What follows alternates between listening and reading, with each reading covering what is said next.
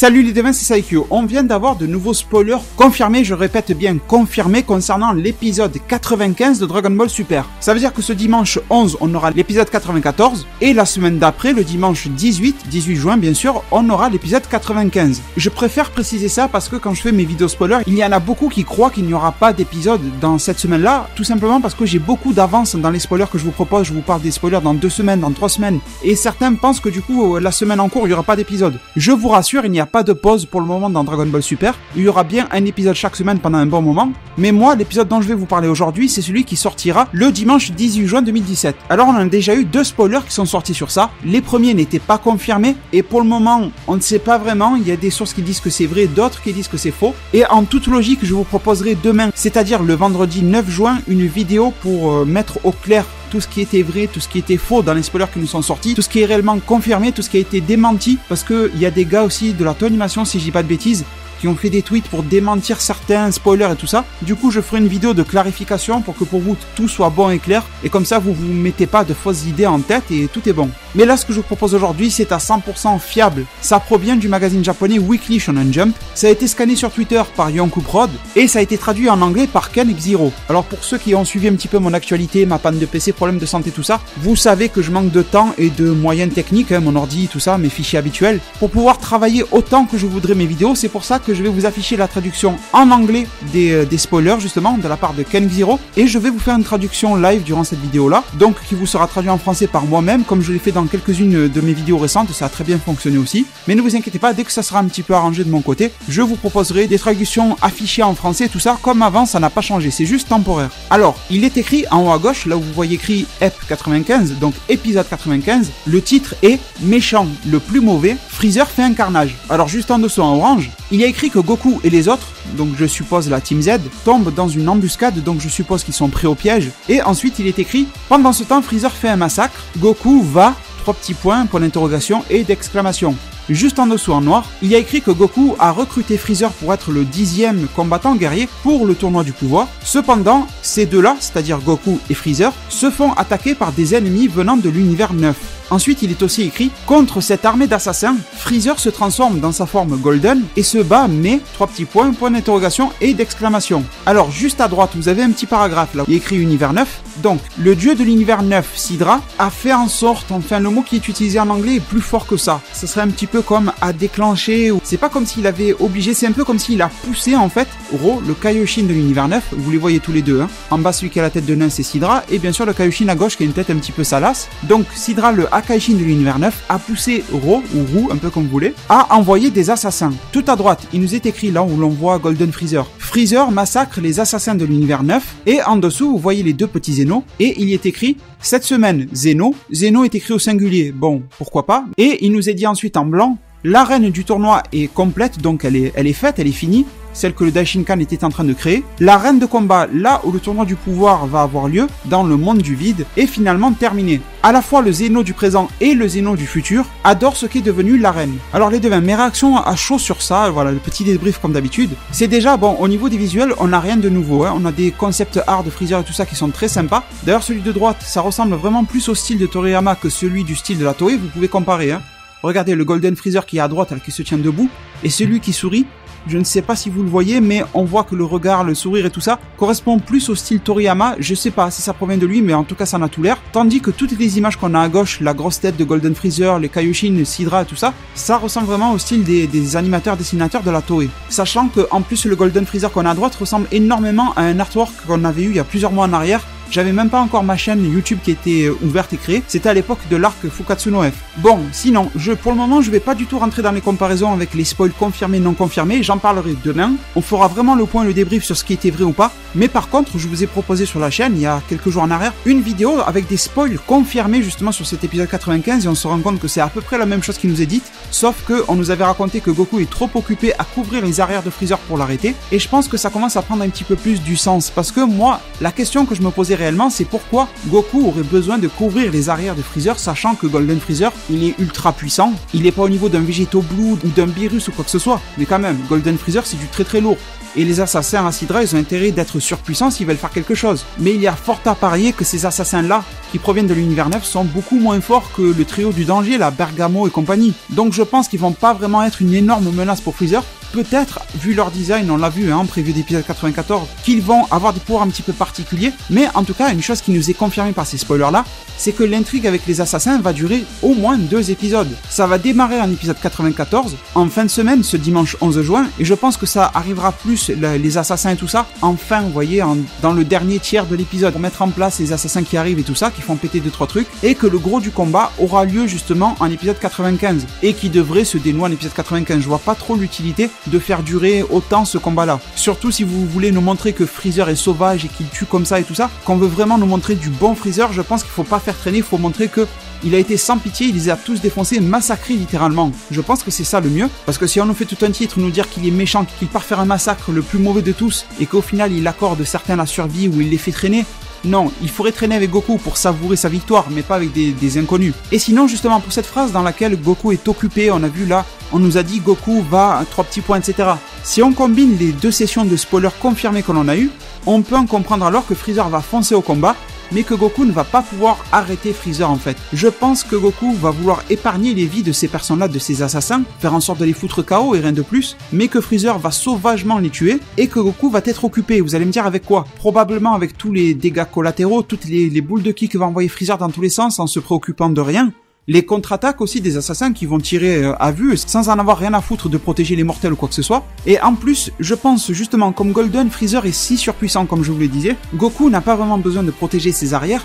Par arrière, c'est pas vraiment l'expression qu'on connaît, vous savez, protéger les arrières, comme quoi vous sauvez les fesses de quelqu'un. Dans un jeu vidéo, vous le couvrez ou les militaires se couvrent entre eux. Je pense pas que c'est ça. Je pense que c'est couvrir ce qu'il se passe derrière Freezer, au sol. Je pense que là, c'est plus géographiquement qu'il faut penser les choses, et pas militairement, si vous voulez. Je pense que Freezer va être dans le ciel en train de se battre, et que derrière lui, au sol, il y a des tonnes de boules de feu qui vont être envoyées sur la maison de Baba et tout ça. Peut-être même sur la Team Z qui sera là, des Krillin qui sont beaucoup plus faibles qu'un Golden Freezer, et que Goku va être occupé justement à les protéger. Peut-être même que c'est possible que Freezer fasse exprès de charger bien en boule d'énergie.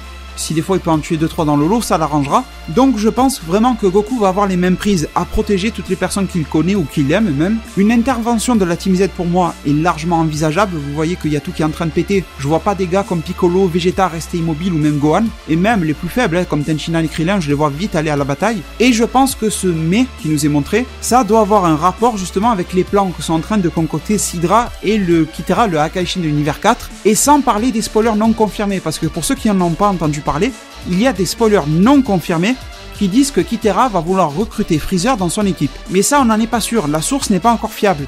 Et ça a même été démenti par un gars de la Toei. Donc demain, je vous en parlerai de tout ce qui est bon ou pas. Mais il y a une chose qui est sûre, qui a été dite dans les spoilers, c'est que Kitera a un plan. Et il manigance quelque chose. Donc, si ça n'est pas le fait de recruter Freezer, c'est forcément autre chose. Mais il a quelque chose en tête de plus que de tuer Freezer, sachant qu'il est déjà mort. Bon, bref.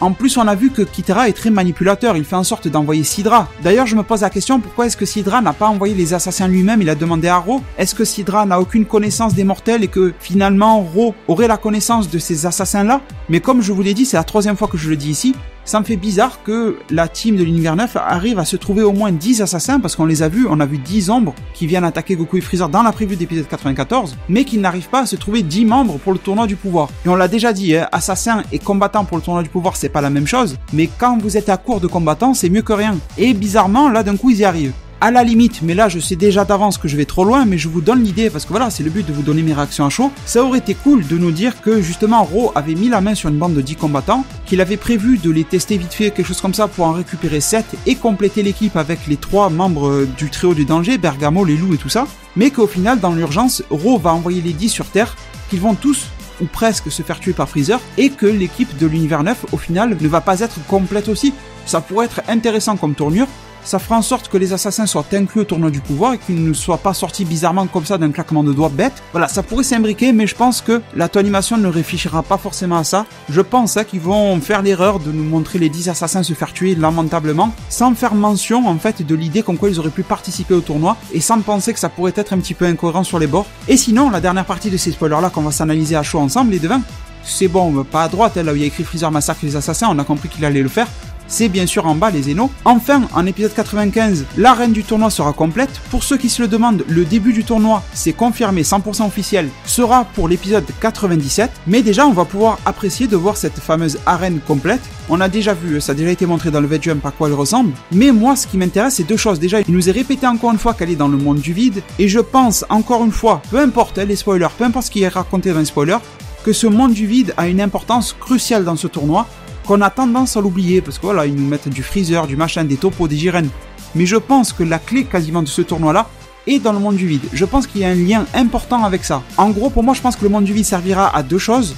Il permettra à ce que les dieux se battent entre eux, parce que vous avez été nombreux à me dire non, les dieux ne pourront pas se battre entre eux, parce que sinon ils vont tout faire péter. Mais on est dans le monde du vide, et d'après ce qu'a dit le grand prêtre, il n'y a pas d'espace là-dedans. Donc il n'y a rien à détruire, mis à part la reine du tournoi du pouvoir, mais sinon il n'y a rien d'autre. Donc pour moi c'est un prétexte parfait au niveau du scénario pour pouvoir voir se battre des Akaishin par exemple, un Beerus contre un Kitara, quelque chose comme ça. Pas forcément des anges, mais au moins des Akaishin. S'ils le font pas ici, honnêtement je vois pas trop où est-ce qu'ils pourraient aller le faire. Mis à part demander à leurs anges de créer une zone spéciale pour se battre, bon bref, c'est trop compliqué. Là, c'est l'idéal. Et bien sûr, ce monde du vide, je pense que pour le moment, ça reste mystérieux, mais qu'il aura une importance cruciale sur le scénario, sur l'impact et la tournure du tournoi. C'est un peu compliqué à dire ça, la tournure du tournoi. Bon bref. Et une autre chose que j'ai aimé en toute fin de ces spoilers-là, dans le petit texte en blanc en bas à gauche, c'est que les Zeno adorent cette arène et ce qu'elle est devenue. Et je pense pas que c'est juste lié au design, qu'elle ressemble à une toupie ou quoi que ce soit. Je pense que c'est les fonctionnalités de ce tournoi-là qui leur plaisent.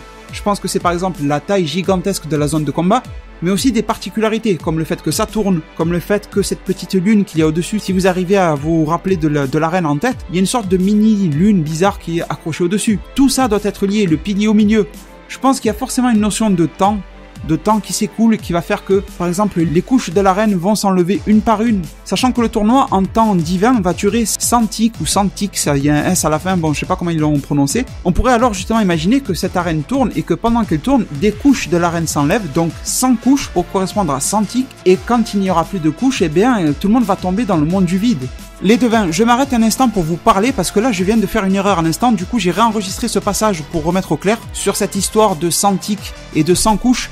J'ai fait une petite erreur, en fait l'arène se divise en 10 couches. J'ai réouvert l'image justement du ring après avoir enregistré ma première session là que vous venez d'entendre de cette vidéo et je me suis rendu compte qu'il n'y avait pas 100 couches, je sais pas pourquoi j'ai eu ça en tête, il y a bien 10 couches mais la durée du tournoi sera de 100 ticks. Donc la théorie reste la même, c'est juste que je me suis trompé sur les unités on va dire. En gros, on pourra avoir le terrain qui s'efface, c'est-à-dire que dès que 10 ticks en temps divin se sont passés, eh bien une couche s'efface. Et dès que les 100 ticks sont passés, eh bien les 10 couches du tournoi se seraient effacées. Voilà, ça revient au même. J'espère que je ne vous ai pas trop embrouillé, je m'excuse pour la confusion, je pense que c'est plutôt clair maintenant, et je vous en remercie et je poursuis sur la vidéo.